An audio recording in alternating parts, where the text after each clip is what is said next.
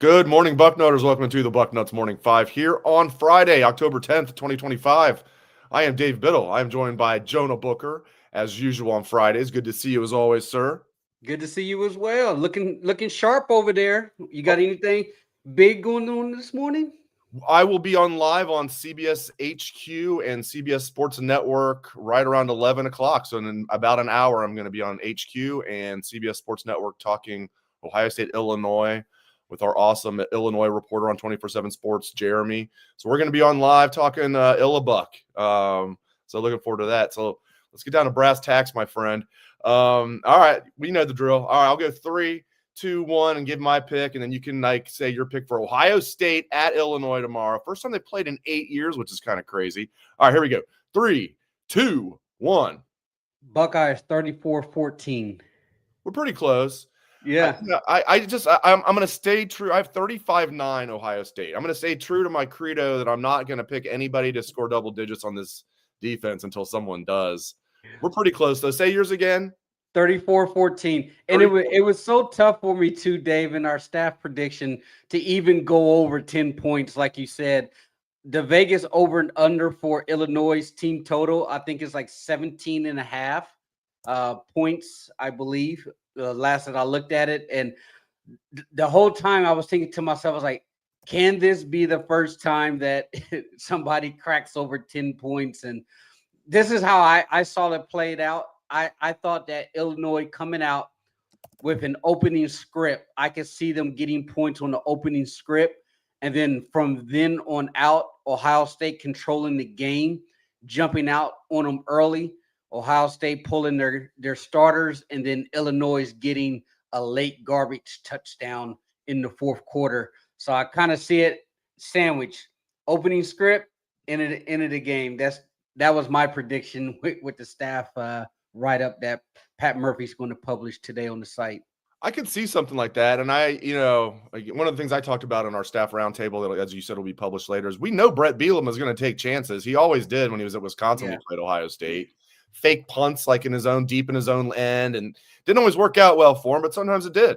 Like 2010, I know the season that didn't count, but in 2010, their one loss was at Wisconsin with our good boy Bert Bielema. And that's a great point, because did you see what he was talking to their local media yesterday? And he said he's been thinking about this game, this back-to-back game with USC and Ohio State for 2 years now. So I in my mind, I think they're going to treat this like it's their Super Bowl. I truly believe and expect he's going to throw the kitchen sink. He's going to open the playbook. Any trick plays, any type of gimmick gadgets that they have, I think they're going to unload the clip here. That's their only way that they're going to hang on to this game. And he said these fans deserve to have a product on the field that's going to be able to match their energy and their excitement. So I fully expect Brett to try to come up with something, especially when you're talking about a guy who's been thinking about this game for 2 years. So he's just not going to come in here, play conservative, and just roll over dead. Ohio State's going to have to go in there and hammer those guys and grab it. Yeah, I'm surprised the point spread hasn't gone up a little bit. It's sticking at 14.5 because what do they say? Good teams win, great teams cover. Ohio State's 4-1 against the spread this year, and the one is they've missed by a half point against your Ohio University Bobcats. Yeah. That's the only game they didn't cover, and they almost did. It was 28.5, and they won by 28. I was highly considering for our best bets putting Ohio State in as my best bet, but they've been starting to turn into a covering machine, especially the way this defense is holding people down. Do we have to really talk about best bets? I don't know. Whoever talked us into doing, I know it was our guy Tom in Myrtle Beach. And I appreciate him, but my gosh, I've been so bad at that. I'm good with my Ohio State picks this year, score picks, but my goodness, I've been bad. For those who don't know, we've got to take time to make fun of me. I deserve it. I'm going to make fun of me. I think I was laughing while it was happening. I picked Penn State as my best bet last week against UCLA. Not straight up. I picked Penn State to cover 24.5, and they went out there and had one of the funniest losses ever. I am just I was loving that as much as anybody. And I was like, I'm going to have to like go on the show and just mea culpa like that. Just do the opposite of whatever I say for best bets. 5 minutes into that game, I said, Dave's best bet is dead. I know, man. I was getting some work done. I'm like, is this really happening? Like, this is insane. Like, I mean, they just went down the field and scored. Yeah, Rick Neuheisel's son, Jerry. I'm like, who's this kid that looks like a baby Rick Neuheisel? Oh, it's Rick Neuheisel's son. Didn't know that. Yeah. They have an interim head coach, an intern calling the plays, and they put 42 on our boy. Here's the crazy thing about that Penn State and UCLA game, and I thought it was so fascinating because it has so many little tentacles because Ohio State fans get a kick about how Jim Knowles' defense got absolutely destroyed by Neuheisel.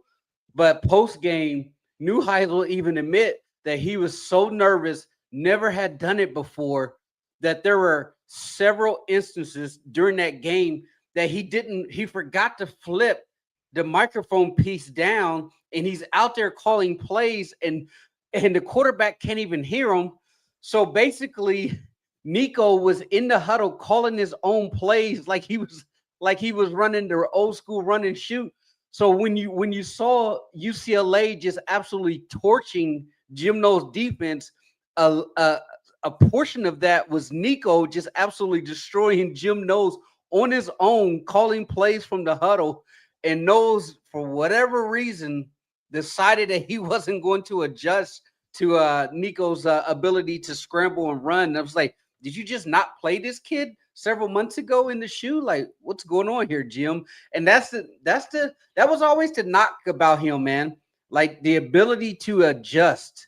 Like he's always slow to adjust. Like he would make them at halftime, but the difference that you see between him and Matt Patricia is Matt Patricia's making those things like right now. Like you listen to PJ Fleck and he was like, everything is different from one play to the next, to the halftime. They're running a completely different defense. I thought it was just fascinating and hilarious that Nico was out there calling his own plays in that game, and they were just marching up and down the field against that Penn State defense. I'm glad Emily said this. I know I'm getting old, so I was like, man, that he didn't even look like he was like old enough to drive. Jerry Neuheisel. Dan Rubin was cracking me up on Monday. He's like, "With the kid's name's Jerry and the dad's Rick." Like, it's like the youngest Jerry that I've ever heard of. The hilarious part is the kids had him on his shoulder, carrying him around the field, and then his wife comes running down. His wife jumps on him. He's walking around the field with his wife straddled around him, her legs around him. He's holding up the fists, just screaming, yelling. I'm just like, man, them boys are having a good time out there in Pasadena at the expense of James Franklin. And James is just staring at the grass, looking depressed, like, in just complete shock, like this really happened. Gosh, and Ohio State upgraded and then some with Matt Patricia. There's wait till year 3. Wait till maybe like the end of year 3 when Ryan Day corrects everything, and like really Matt Guerrieri's a big part of it. I mean, Penn State fans are like, you get on their message boards, they're like, well, this is what Ohio State fans said, that year 1 could be a little rocky, but they didn't believe it because we're too loaded. Well, are you loaded? You lost your best defensive player in Abdul Carter. You lost your best offensive player, Tyler Warren. The funny part is after an upset loss like that, I mean, it was absolutely theater going over to the Penn State board just to kind of see what they're saying. They have threads going on over there talking about how they're going to bet the house on Ohio State. Their fans are saying they have zero shot with this team and coaching staff to go into the shoe to upset. To me, that's rat poison, but I also thought it was quite hilarious that their fans are saying, I'm betting on the Buckeyes. Like, I don't care what the point spread is that Vegas rolls out that week. Like, they're saying I've watched enough Penn State football to know that once they get punched in the mouth, this team is going to fold, especially in an environment that they're going to experience coming into the shoe. And they're also talking about they're afraid that Ryan Day is going to try to run it up on them because of Jim Knowles and that entire situation as well. With somebody in the chat, we have a large audience. JBook puts butts in seats. I'm trying to find it. But they said, I agree with this. The under of Illinois, 17.5 points for Illinois. He said that is free money. And I'm like, oh, nothing's free money. But yeah, I mean, that obviously it's a figure of speech. Yeah, I might jump on that. I really like that. I like Ohio State covering. I definitely like Illinois under 17.5 points. I mean, I'm not picking them to get 10 points. I'm certainly not picking them to get 18. So you're telling me Illinois can score 17 points and I win that bet? Yeah. Okay, that's my best bet. Okay, I'll get to my real best bet. Again, do the opposite, my friends. I am going with I like doing some Friday night bets since we get a little college football tonight. Okay, I'm going under 60.5 points tonight. Rutgers at Washington. Washington's going to score. Rutgers' offense has been better than I expected, but going all the way across the country, I don't know. And I think Washington could get a lead and kind of sit on the ball a little bit.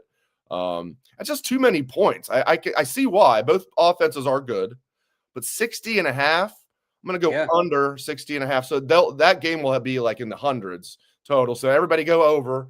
I'll go under it and just wear the black eye again. Well, if you check the forecast, Dave, it's supposed to be a downpour in the Pacific Northwest tonight and tomorrow. So it's supposed to rain for that game, and for the Oregon-Indiana game, it's supposed to be downpour as well. So you might have the weather factor on your side. So I like that.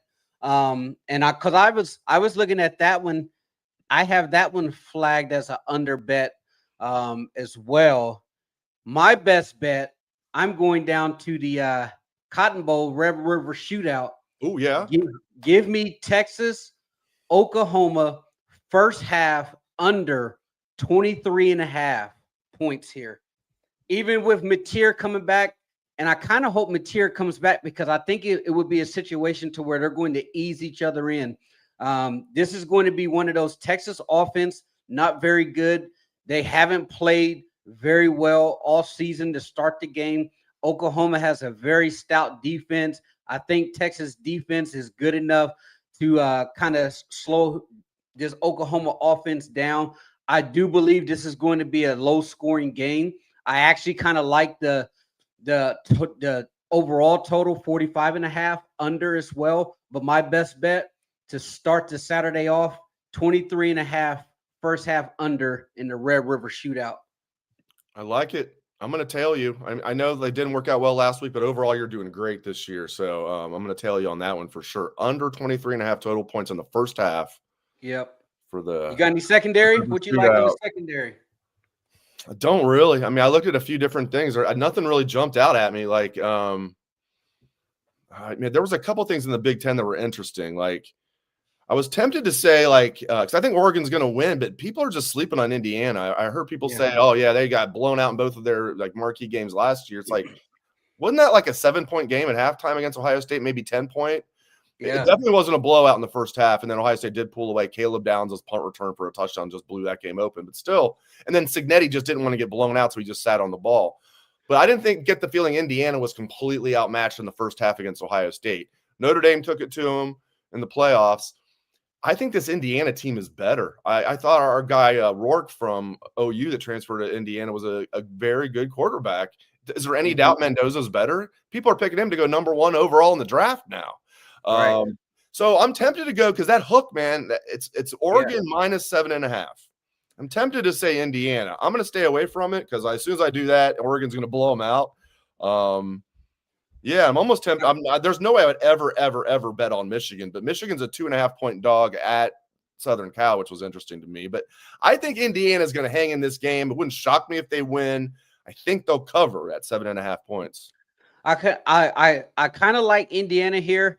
I had retweeted it. Brian Haynes, the Indiana defensive coordinator, kind of started popping off on Twitter. Somebody was making a comparison about how small Indiana was yesterday, and he came over top of them with a quote tweet and said, "Didn't realize how small and defenseless we're going to be. Oh no!" Exclamation point.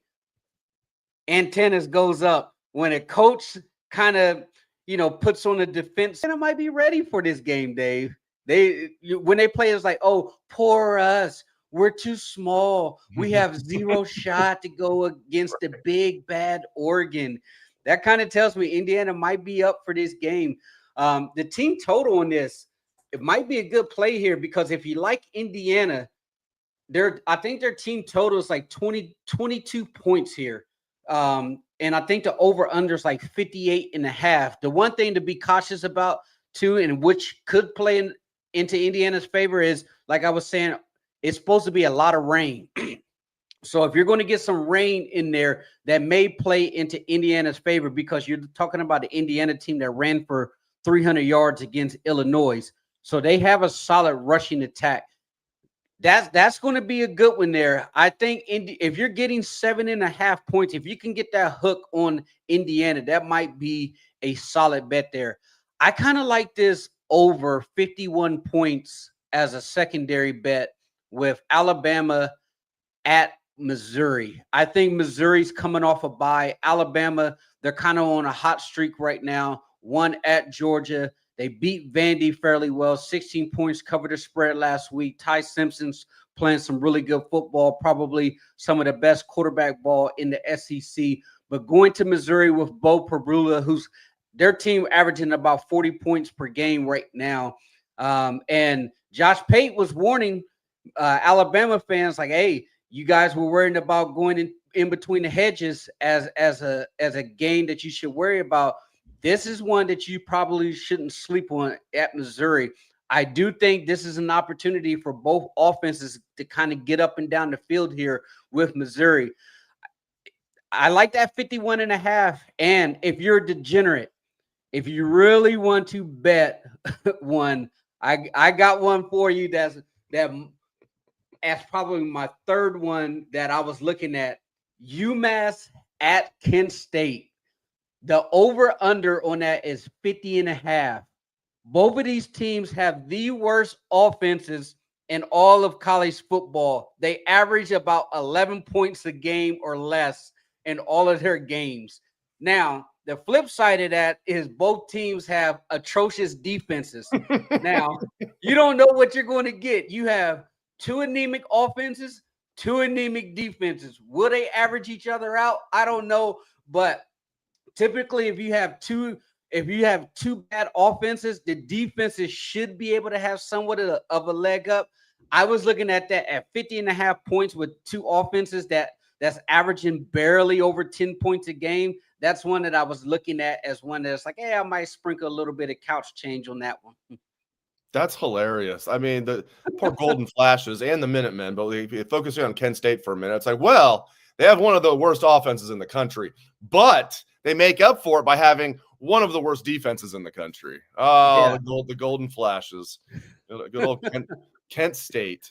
All right, here we go. Not everybody can be Ohio University in the MAC. Hey, you know what I mean? Man, they gave one away last week. I don't know what happened to them at Ball State. They were up and then just gave it away with a minute to go in the fourth quarter. I'm like, what are you guys doing? That was a bad loss. Yeah, that was a bad loss for them. That was a bad loss. Overall, they're having a really good year. Hey, I'm curious to get your take on we knew this was happening, pretty much late last week, definitely during the game Saturday, that C.J. Hicks and Malik Hartford, there was some rumors that they're looking to redshirt them. I asked Coach Day about it on Tuesday. He confirmed, yes. I love this, man. I'm curious to get your take on it. So, because I don't see a downside for the 2025 Buckeyes. If there's injuries, they could activate them at any point.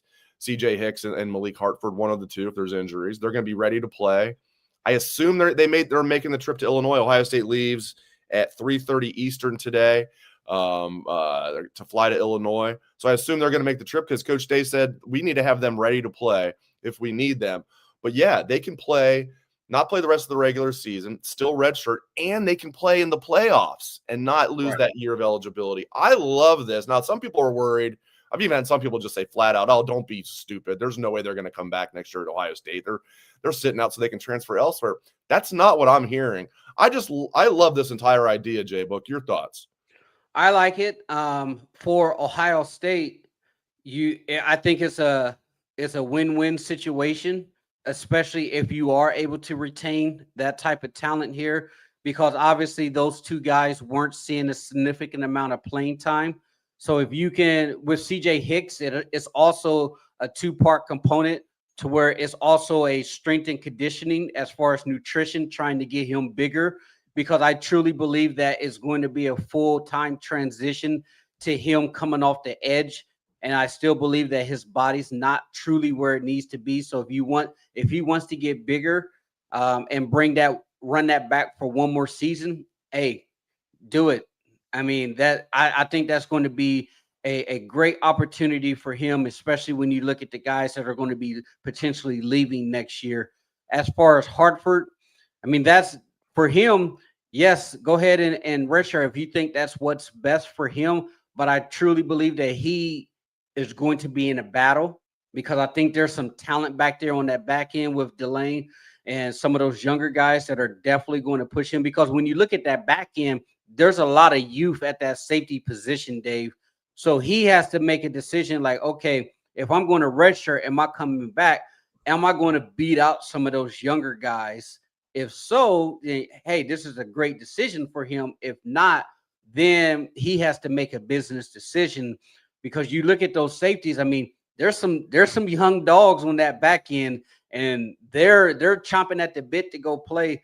But as far as them making this decision, I'm actually kind of surprised that they made the decision, because you really don't hear about it. This type of thing happening a lot mid-season at Ohio State, but I do understand it.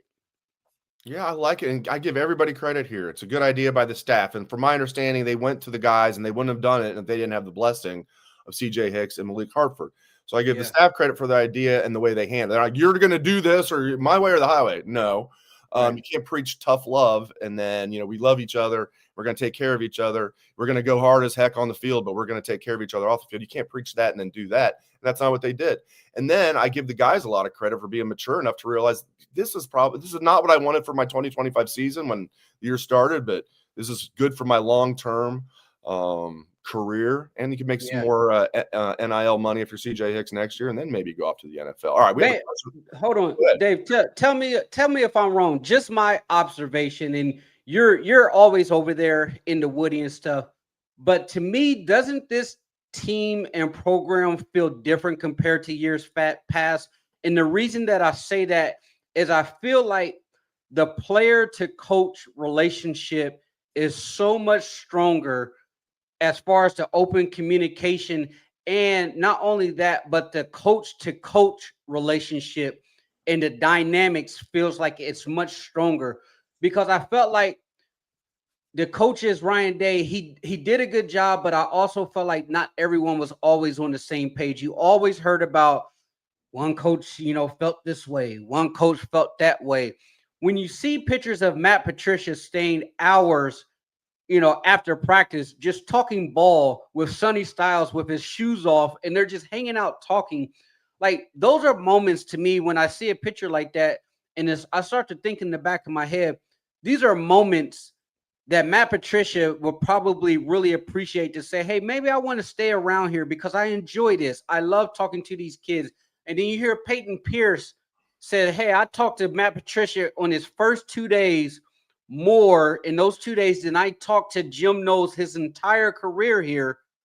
That right there kind of tells me, like, hey, man, there's something special about how the communication and the relationship and the bonding between the player-coach relationship that they've been able to force this year.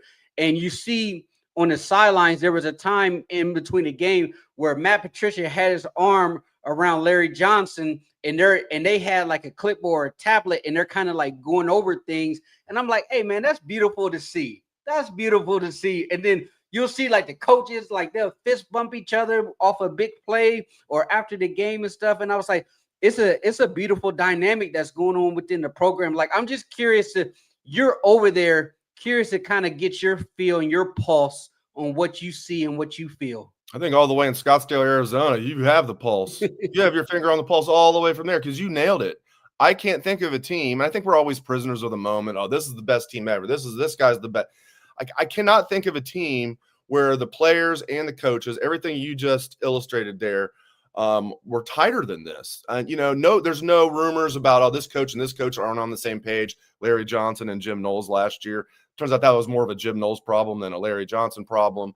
Nothing about Ryan Day having to step in and get everybody on the same page. Everybody's on the same page. What you said about the players, the way they feel about these coaches, they just love these coaches. The way they you saw like Caden McDonald and Matt Patricia just having the time of their life after the Washington game. So I just absolutely love it. I absolutely love it. And you're right. I mean, I cannot think of an Ohio State team during my many years covering this team where like everybody was on the same page. There's always seemed like there was one coach who, maybe didn't get along with everybody or wasn't, down with the cause or whatever you want to say. There's always cliques on the team. I'm not stupid. I'm sure there to an extent there are cliques on the team, but these guys are pretty tight. Like you'll just see a random defensive back hanging out with an offensive lineman, just stuff like that. It's interesting because a lot of times the O linemen are together, maybe D lineman and O lineman because they're always going up against each other.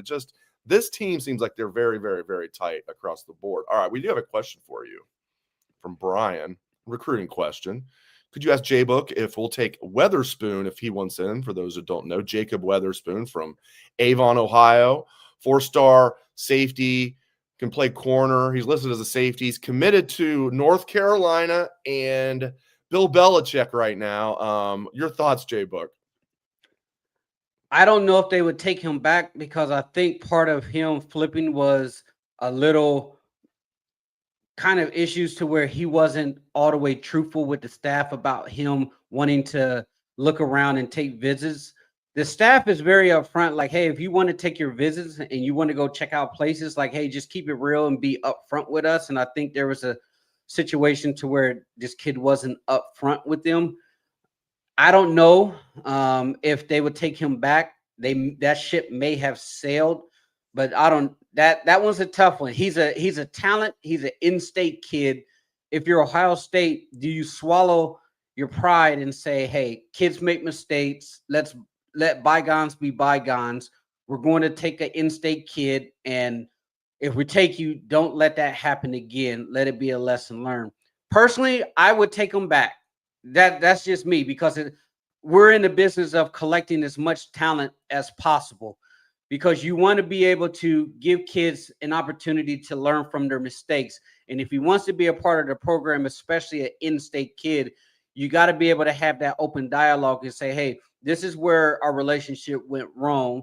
But going forward, if we're willing to work together, then, hey, we can make it happen. We want you. We loved you from the start.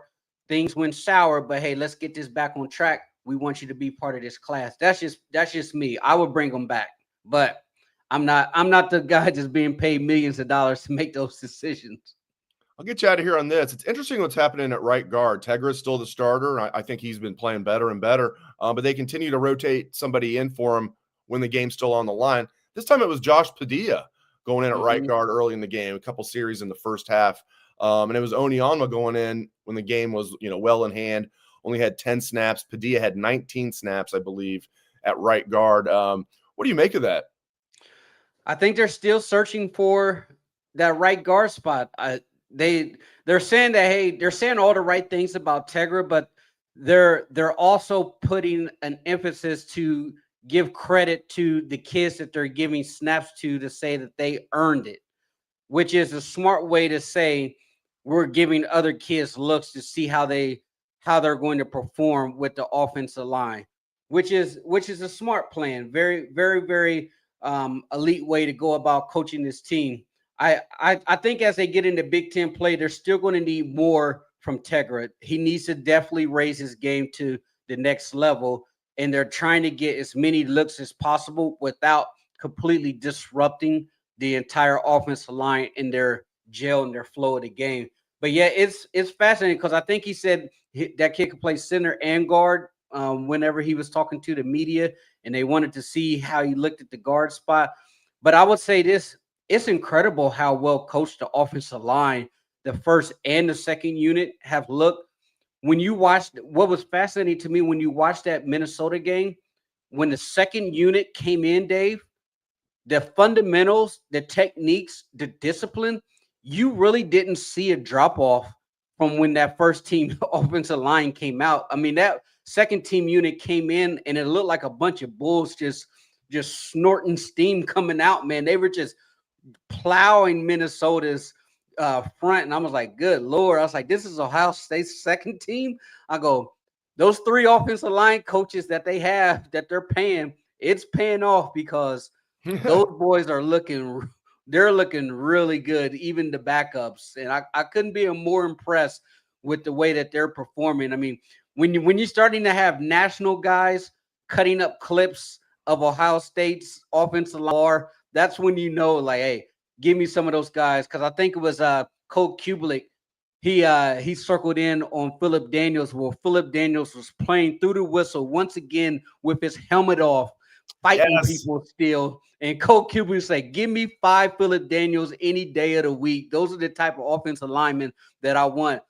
Can the equipment guys give Phillip Daniels a helmet that will stay on his head, first of all? But, hey, the intensity from him off the charts. But top to bottom, those 2 units, well done. Absolutely well done how they've performed so far. But I thought it was fascinating. Somebody asked Ryan Day about the run game, and that's kind of been like the biggest worry amongst Ohio State fans. And Ryan Day said solid. And that was, he's like, the run game, in my opinion, has been really solid.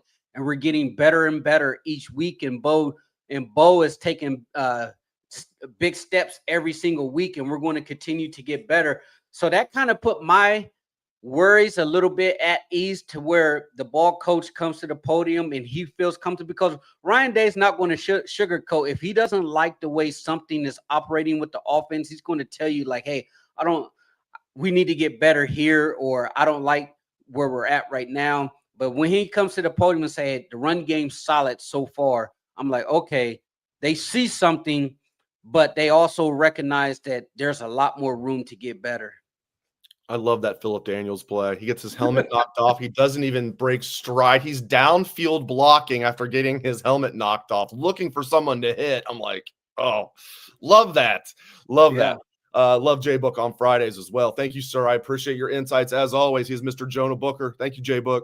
All right, talk to you next week. And hey, I'm going to be looking for you on the CBS national shows. That's today, right? Today I'll be on there in like 27 minutes. It starts right at 11 o'clock. They said the segment's going to start right at 11. So CBS Sports Network and CBS HQ, which is free. You can just get on. Anybody who doesn't know what CBS HQ is, it's a 24/7 streaming service that they have. It's basically what SportsCenter used to be back in the day.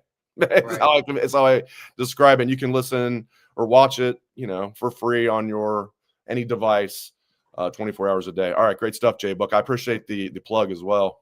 All right, talk to you later, buddy. Thank you, my friend. Yep. JBook puts butts in seats. All right. Appreciate you guys joining us. We really appreciate that very much. Again, I'll be on HQ and CBS Sports Network here shortly with Jeremy, who does a fantastic job from our Illinois site, talking about the first Illabuck meeting in 8 years. These teams played like 100 straight years, and then they haven't played in 8 amount. There were other times they hadn't played since, and they played pretty much 100 straight years till like 2003. They took a couple years off, and they came back in 2005, but they haven't played since 2017. That was Ryan Day's first year here. The game was in Columbus. So this is one of the rare Big Ten stadiums Ryan Day has not been to. So we'll see what happens. So I'll be on HQ and CBS Sports Network here, 11 a.m. Eastern. And then tomorrow I'll be with you, of course, after the game for What We Learned Live. So drop by for that if you can. If you can't catch us live, we'll have the podcast version up. We'll have it on YouTube, the replay. So hopefully you can catch us live right after the game tomorrow. If not, we've got you covered. Thanks again to JBook. Thanks to all of you. I appreciate it. Hope everyone has a great day and a great rest of your weekend. And go Bucks.